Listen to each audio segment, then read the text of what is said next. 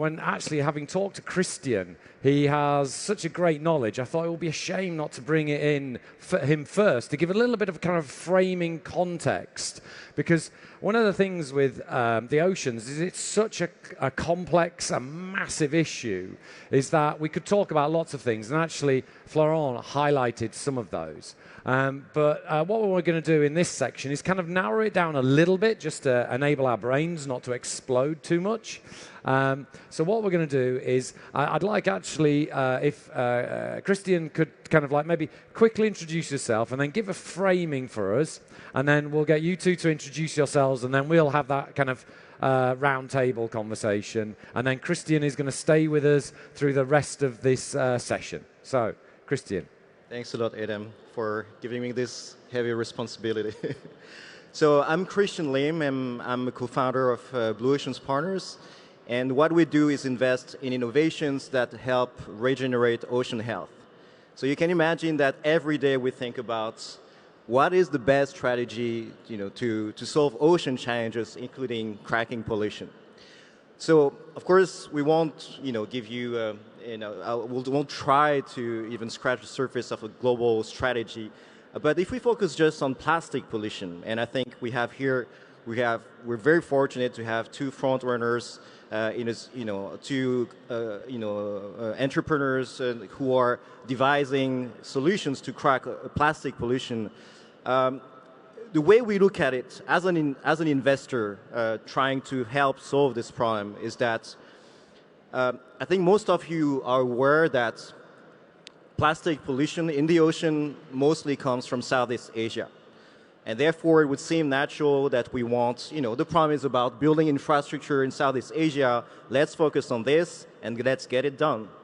Unfortunately, as you said, it's not as simple. First, it may look on the surface of it that the problem is in Southeast Asia, but the reality is that until very recently, we've been, as Europeans or North Americans, shipping a large share of our actually waste to Asia, Southeast Asia, and now it's not possible anymore. And why were we doing this? Because our own infrastructure is not in such a great shape. So we do have to work to do actually in Europe. So that's the first point. The second point is that if we ask ourselves at a more deeper level, why is it that infrastructure is not in place in Southeast Asia? It's actually because of economics. We're not managing to find the funds to finance this infrastructure, and we've not managed to do it in the past decades. So why is it that suddenly today we think, oh, the problem is there, so let's get the money and let's invest in that? Why do we think it's going to happen? And the reality is that it's not going to happen as simply because the economics don't work. There is no value to waste today, and so there is no incentive to build this infrastructure. And there are other priorities. There are health issues, there's education, there is, we don't think that if we continue operating in the system as it is today, suddenly we're going to have lots of money going into building infrastructure in Southeast Asia. But remember, we say the problem is the economics, so what can we do about the economics? So as Blue Oceans Partners, but also many other, all of us who are trying to putting our brains into solving this issue, and I think it's the case, of our fellow panelists here, we think that one of the solutions to make the economics work is actually innovation. So what if we couldn't put on the market innovations that would make, let's say, waste plastic so valuable, like performing at a level that is on par or is even better than virgin plastic, fossil fuel based plastic, and that would be competitive on the price basis as well. Then if you think about this, suddenly the economics change. This waste plastic becomes suddenly a valuable feedstock. And then you think, oh, I may want to invest in infrastructure to collect it. But why have we suddenly changed the way we look at it? Because there are people like Mauricio or Sophie who are, have brought on the market innovations that change the economics. They change the system in which we operate. And that's what we want, and that's why it's so amazing to have entrepreneurs, like the two of you on stage and showing what you're doing to solve this problem. Great, and I think...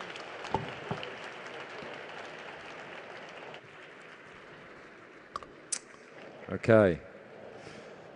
Well, thank you very much because I only asked Christian this morning if he'd do that brief introduction, and he did it brilliantly. So, Christian, tell me a little bit more about, because what is it that you do as a day job, your investment work? What does an investor, because it sounds like there's only a few investors around in the world, and it might seem like quite a difficult thing to understand. What is it that you do as a day job? So, in many ways, the work I do as an investor is no different. So I'm a private equity investor or VC, venture capital investor. So it's not very different from what traditional VC or private equity investors do. We look for the best opportunities to invest in. And we also look for investors who are willing to put their money at work to support, the innovations that we invest in and trust us in doing the best job, at this.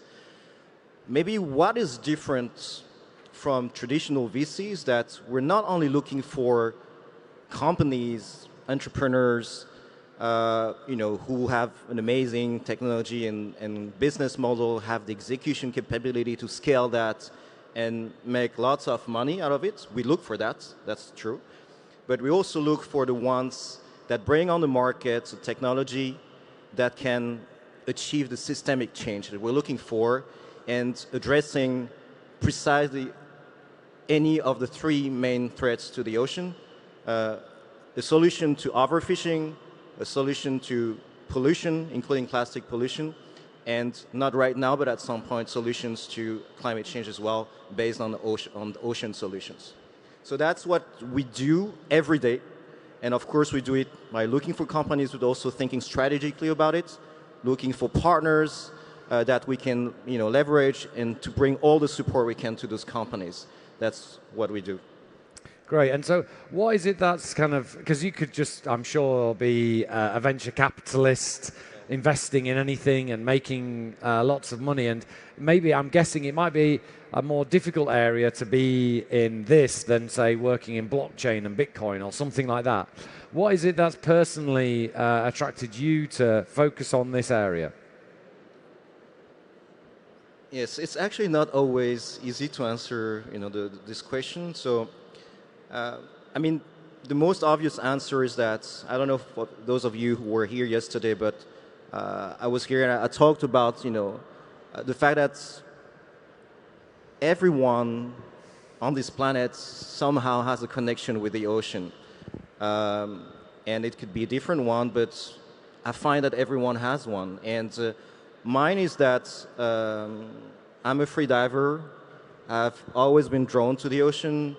And when I dive and I go down there, I just feel really connected to it. And so it's just, I feel I have to do something to my part to try and protect it. So that's one reason.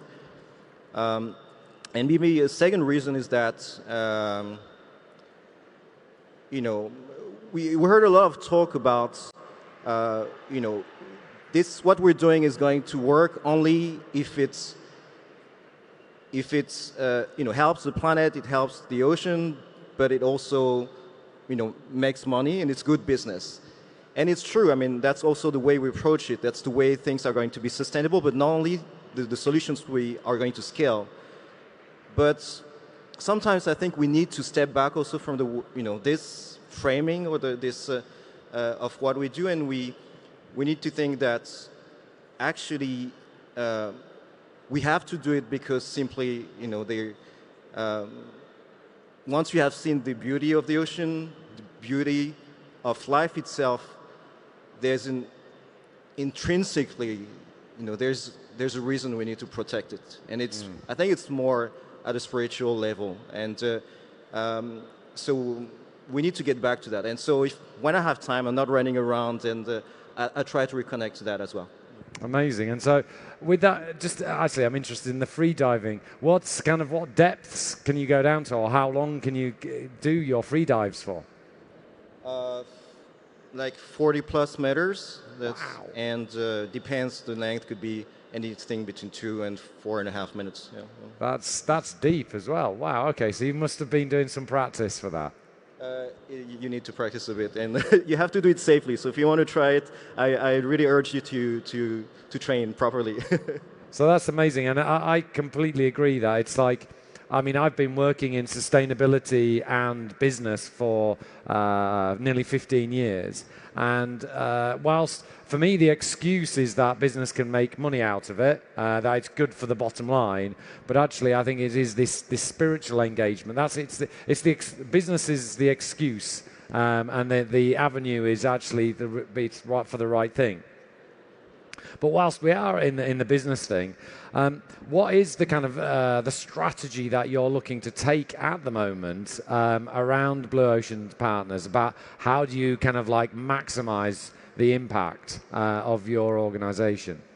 Yeah, I think this question is so important because the scale of the change is huge. You know, we talk about trillions of dollars we need to invest to build the right infrastructure to address, you know, plastic pollution, just that. And we know we don't have the money. Let's face it. And so one part of the strategy is we need to be extremely efficient in the way we invest the money. So, and again, I go back to that, but that's why we want to invest in innovations, because innovations change the system, change the incentive systems, change the economics. And so therefore, with one innovation, you can have a very large impact. And so I'll just give one example. If you take the issue of plastic microfibers, so 90% of our clothes contain PET. When we wash them, they shed microfibers, they go into the ocean, they contribute to 8% of plastic pollution. So one way to solve that, and we don't know if it's going to be that one, but that's the one we're looking into very closely, is to actually substitute those polyester fibers with another fiber, a biopolymer that is competitive on performance, strength, breakpoint, elongation, but is also competitive on price. Okay, that's one part. And the second part is that it's also marine biodegradable. So then you have a material that's just on economic and technical parameters is more competitive than what we have today. So it will take over the market, the entire market. And then when it goes into the ocean, it actually, it biodegrades. So we've cracked the problem. And so we're talking about an investment, a few million euros to scale the solution that can help address 8% of plastic pollution in the ocean. So that's the type of multiplier effect we're looking for. So of course I've given the simple version. It's easy, sounds amazing. It's not always that easy, but that's the type of leverage that we're looking for. And we need that if we want to crack this problem. So there's another part, and maybe if you allow me. Yeah. We talked about systems. So one approach is focusing on innovation. The other part is that, as I say, we don't have enough money. That's because only a tiny fraction of investment money today is going into investments in impact that has a positive impact on the planet. And, I think many of you would agree that, why is that? I mean, we should have 100% of the money going into that. What's the point of investing, in whatever business that is just going to have us consume more of useless products? We should invest in innovations, in whatever products or services that make the planet better and for us. So we should have 100% of our investment going into impact. And so what we're trying to do at Blue Ocean Partners is actually to build a new investment model that will work for the strategy we're setting up, but it also has the potential to scale and become mainstream. So what it is actually, as I say, really traditional investment strategy, but with one tweak. It's that because we care as much about impact as returns, we, at the same level of an investment committee in our governance, we've set up an impact committee that has the same power as the investment committee, that is staffed with independent members who are people who were like Brad Ack, Vice President WWF US, in charge of the oceans, François Sima, former director for Global Marine Programs, Fishing and Fisheries at IUCN. So those people coming from the conservation world are in our impact committee. And together, the impact committee has the same power as the investment committee in our investment decisions. So what we're doing is changing the investment model at the very core. We're putting impact at the same level as returns. And so what we're trying to build is a very simple model that changes the way we look at investments, and hopefully that we can scale ourselves, but also that we can replicate and can help make impact investment mainstream. I mean, that's great to hear, because what it is it's demonstrating another illustration of creativity. That it's not just about coming up with a great chemical way of dealing with existing plastic or creating a different type of plastic that's compostable. It's actually, how do we get the money to those people and make sure that you're focusing in the right way? So that's brilliant. And so one way of creating the system change is through the innovation. But I'd be interested about, how do you think we can encourage, in Extinction Rebellion's case, push governments to kind of create the parameters? That's another way of changing the system, is through government. And obviously you're not a government officer yourself, you're an investor, you're focused on the innovation. But what sort of things would you comment on regarding how governments can help this? So you're right. So the two main levers to create system change are, we think, one, innovation, and the other one is, let's say, regulation, to put it simply. And governments, of course, have the hand on the lever for regulation. Governments, they will change regulation when they see that the constituents, the voters agree with that, or demand them to change the regulations. They will change the regulation. So it's very important that consumers, civil society, organizations continue to put pressure on governments to put the regulation in place to promote the right solutions. And but also they will change the regulations when they see that this is not going to hurt, the economy or the companies. So that's where even innovation itself plays a role, because by making the sustainable solutions or the regenerative solutions economically attractive, then it gives the green light for the government to make the changes. Yep. So we also think about this when we approach the problem. So what you see is that just focusing on changes of regulation driven by government, this is possible only if many layers of society actually play their role. So civil society, consumers, NGOs, entrepreneurs, all this is leading to governments being able to change the regulations. And so I think that what that means is that everyone actually in this room can play a role to achieve that, to help. So tell me more about that. Like that was going to be my next question, actually. Of how can citizens, the people that are in this room, have you got any little things about, as well as obviously picking up things off the beach, what's the sort of things that you were thinking about there? I think, we've come a long way. Like 4 or 5 years ago, most of us were probably not really fully aware of the extent of the damage of plastic pollution and other, issues like climate change. And so I think the level of awareness is completely unprecedented today. And I think, as Richard Wevers mentioned earlier, now we need to get to the point where we want to act. And so as consumers or ordinary citizens, I'm sure many of you have already tried to get rid of single-use plastic in your life, and I've tried. And the reality is it's very hard. And I'd say most of us fail at some point. We succeeded to some extent, but then we fail at some point. So there's a limit to what we can do as just ordinary citizens and consumers. And we should not feel despaired because of that or give up, because that's only the first step. That means that when you reach that point, you understand, and again, we're going back to that, like to really address the issue, you need to start with yourself. That's what you've been doing. But then you need to change the system.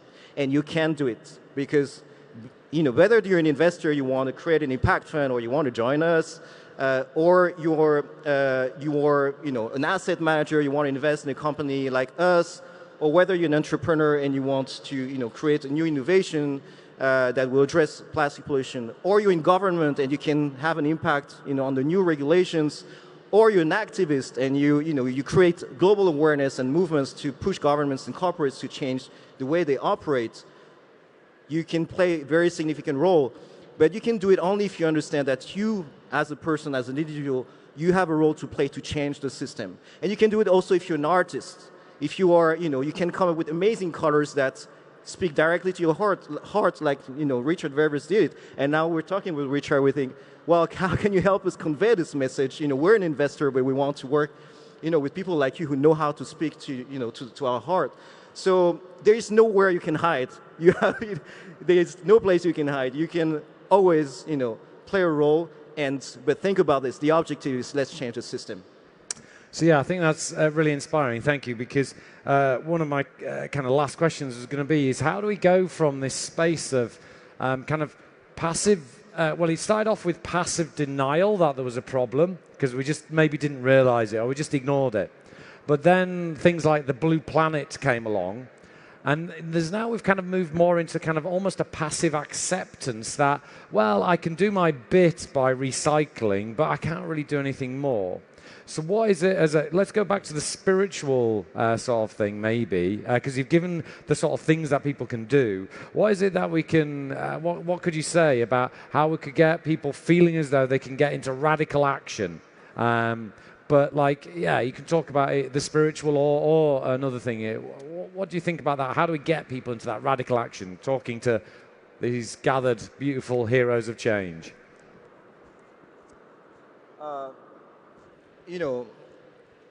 I'm actually very optimistic that there will be this, collectively we move from this awareness, at the individual level to actually more radical change in our lives. And I think, and I'll tell you the reason is that I see, many people who have such amazing opportunities because, we all have a talent. So they have, X and Y talent, and they choose to what they're going to do with this talent. And I see people, graduating from, let's say, Polytechnique or Central or with degrees in artificial intelligence. And they could put that energy or this talent into, maximizing the number of clicks on the, on the whatever, new handbag that is fancy and you're going to use for 1 year. But no, what we see is that, and we see through all the startups that we're supporting, or they want to join those companies. They want to use their AI skills to, to vastly improve the efficiency of, detecting illegal fishing in marine protected areas, or they want to be able to, use these skills to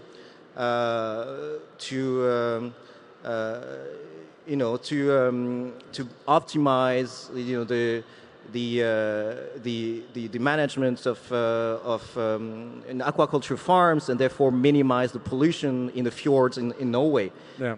That's we see every day, and we see those people making those choices. And I think I'm hopeful that many of us, and hopefully all of us, will choose to use our talents for that. And this will happen again if we can maintain this connection between, with the true world, between ourselves, that we can talk to each other, not through a phone, but really person to person, eye to eye. and we can take those moments in our really hectic lives to go back, to the sea, to the mountain, to the deserts, and just enjoy and take in the beauty of the planet that was given to us. We need to take that moment. We need to not lose that connection.